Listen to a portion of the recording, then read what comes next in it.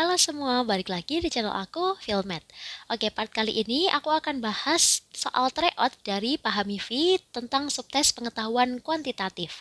Buat teman-teman yang tertarik untuk tryout gratisnya Pahami V, teman-teman bisa download langsung aplikasi Pahami V atau langsung masuk ke Twitter resminya Pahami V. Oke?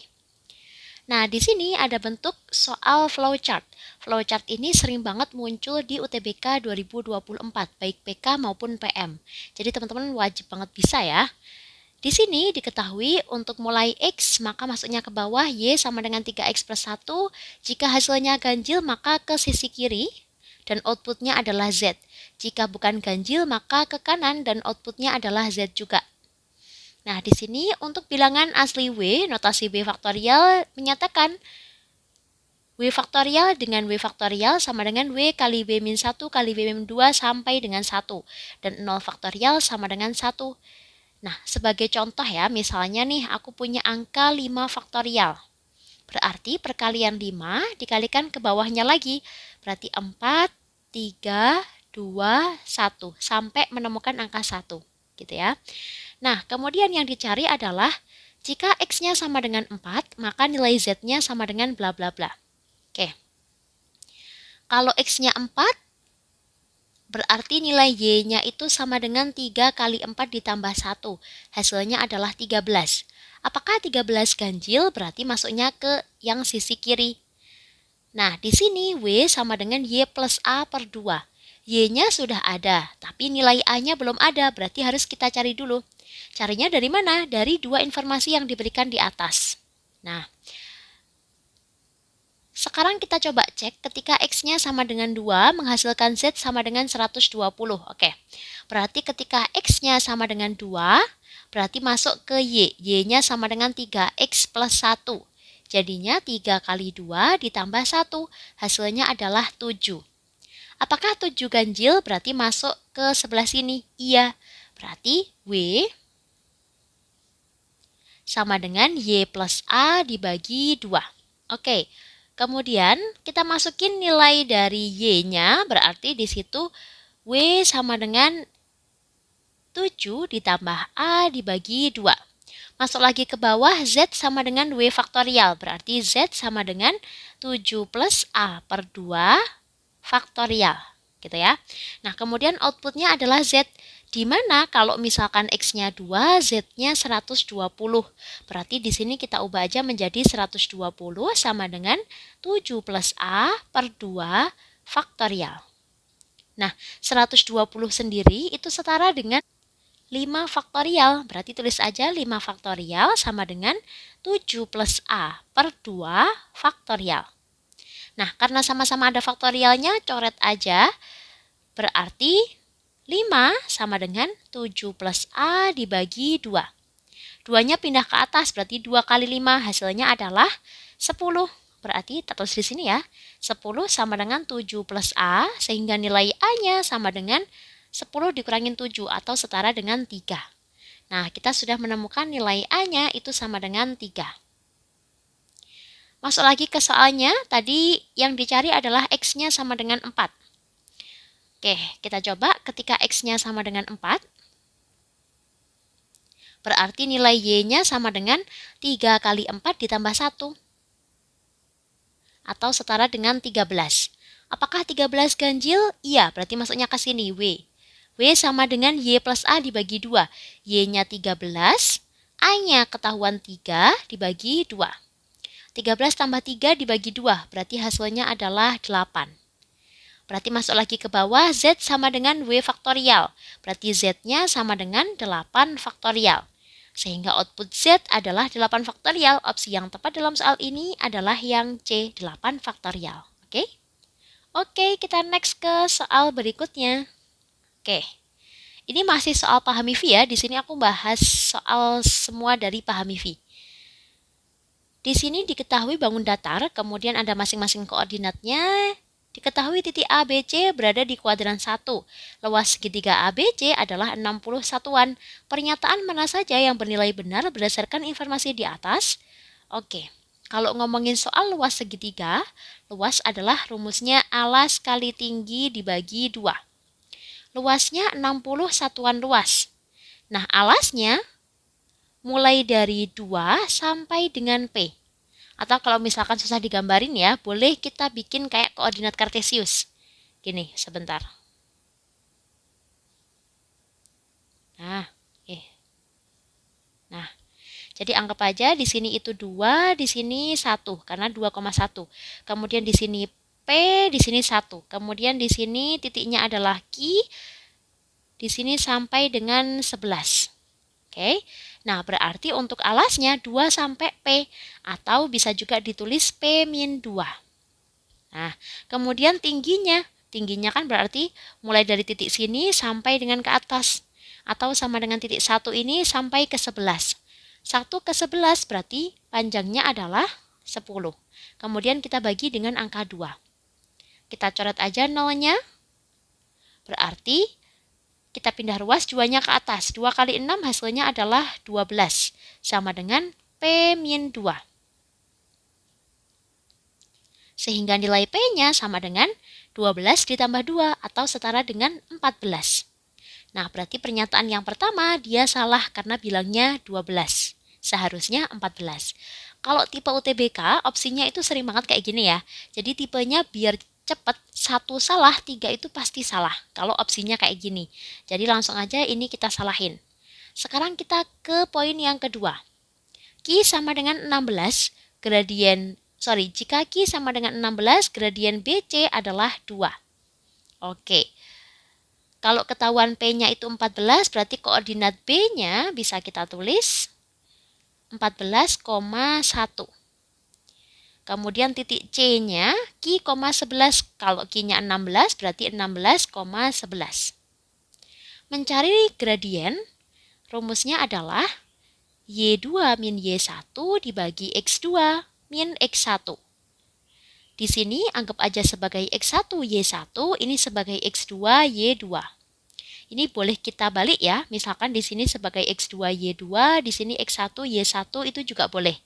Yang nggak boleh adalah misalkan di sini 1, di sini 2, itu nggak boleh.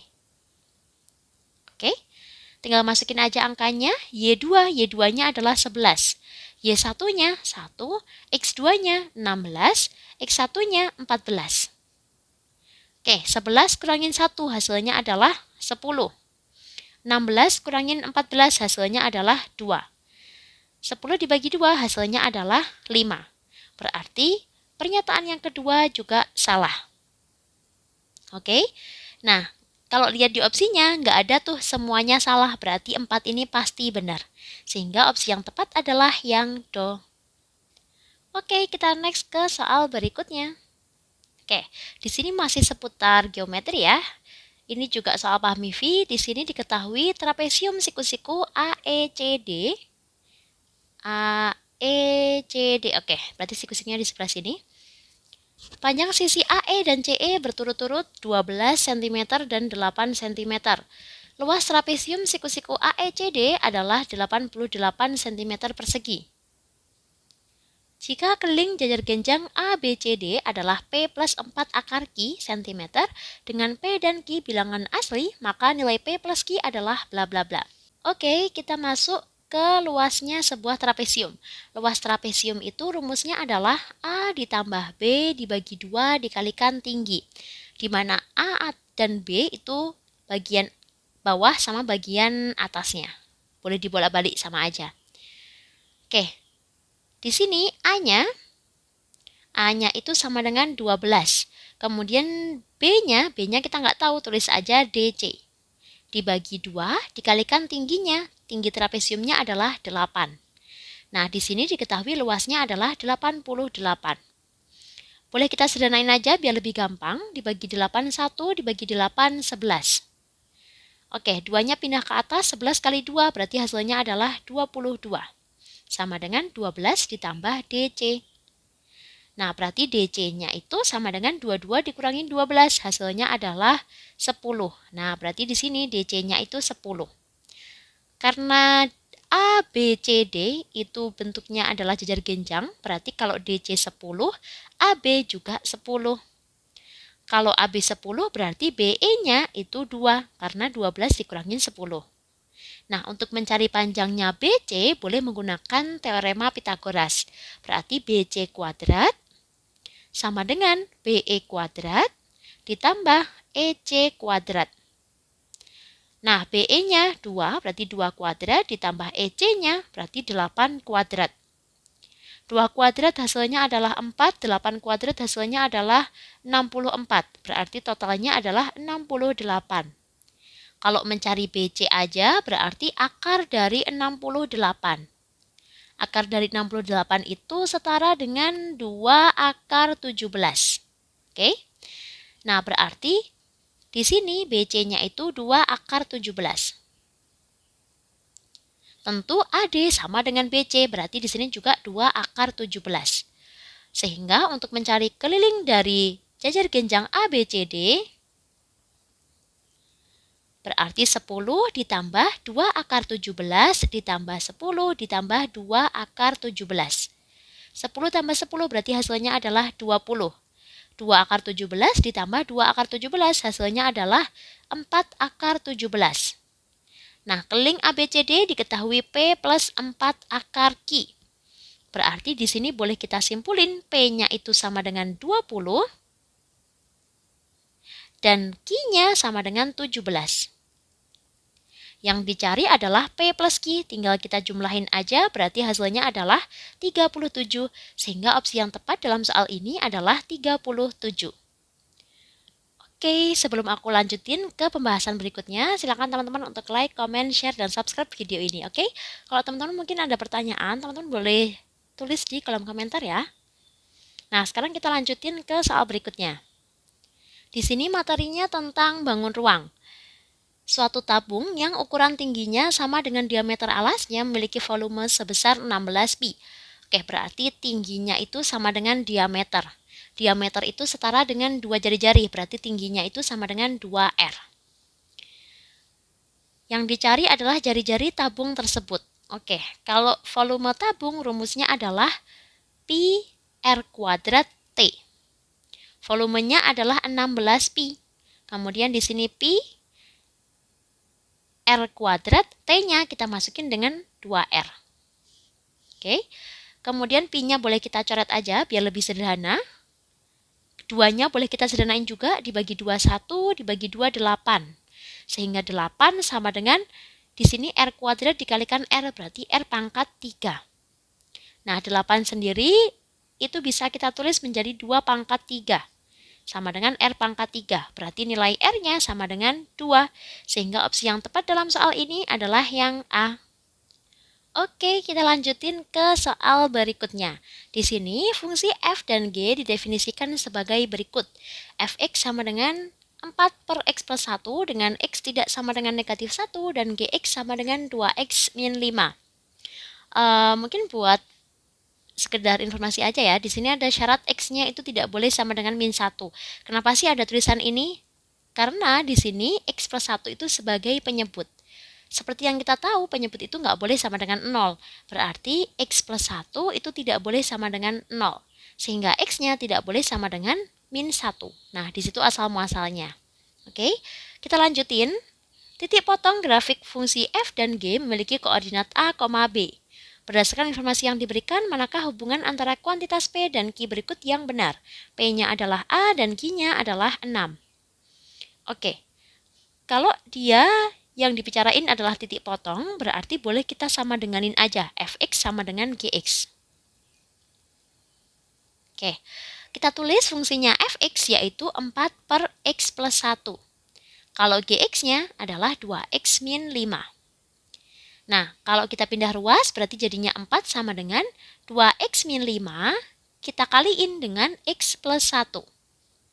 Nah, berarti 4 sama dengan 2X kali X, hasilnya adalah 2X kuadrat. 2X dikalikan 1, hasilnya adalah 2X. Min 5 dikalikan X, berarti hasilnya min 5X. Min 5 dikalikan 1, hasilnya adalah min 5. Nah, kalau sudah tinggal kita hitung aja, berarti 4 sama dengan 2X kuadrat min 3X min 5. 4-nya pindah ruas, berarti jadinya 0 sama dengan 2X kuadrat min 3X min 5 min 4. Berarti 0 sama dengan 2x kuadrat min 3x min 10. Min 9. Nah, di sini kalau mau kita faktorkan, ini 2x, di sini x. Kemudian di sini min 3, di sini plus 3. Sama dengan 0. Berarti 2x plus 3 itu sama dengan 0, sehingga x-nya sama dengan negatif 3 per 2. Atau x min 3 sama dengan 0, berarti x-nya sama dengan 3. Nah, titik potongnya adalah A, B. A itu sebagai nilai x-nya. Berarti A-nya ini min 3 per 2 dan juga 3. Kalau kita bandingin sama 6, jelas dia kurang dari. Sehingga P lebih kecil daripada Q. Opsi yang tepat adalah yang B. Buat teman-teman yang mungkin ingin latihan soal lebih banyak lagi, teman-teman bisa cek playlist aku. Di sini udah banyak banget latihan soal PM maupun PK. Misalnya aku buka yang PK, di sini aku udah bahas soal-soal asli mulai dari 2023, kemudian 2024 dan juga soal-soal dari buku wangsit. Oke, sampai jumpa di video aku selanjutnya.